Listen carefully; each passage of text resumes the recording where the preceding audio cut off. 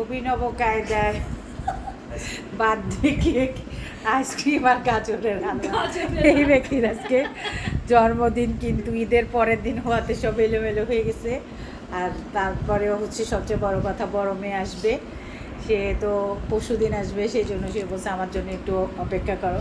তা আমরা ঘরে ঘরে তার হ্যাপি বার্থডে বলো, হ্যাপি বার্থডে।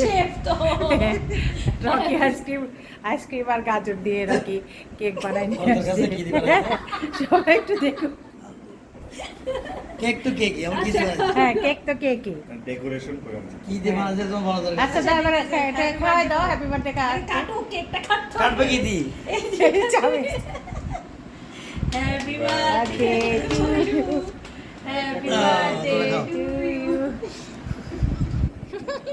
তোমরাই খাও, তোমাদের কেক বার্থডে পরে বেশি করে খাও। না, আমি অন্য ধরা মাথা দিই না।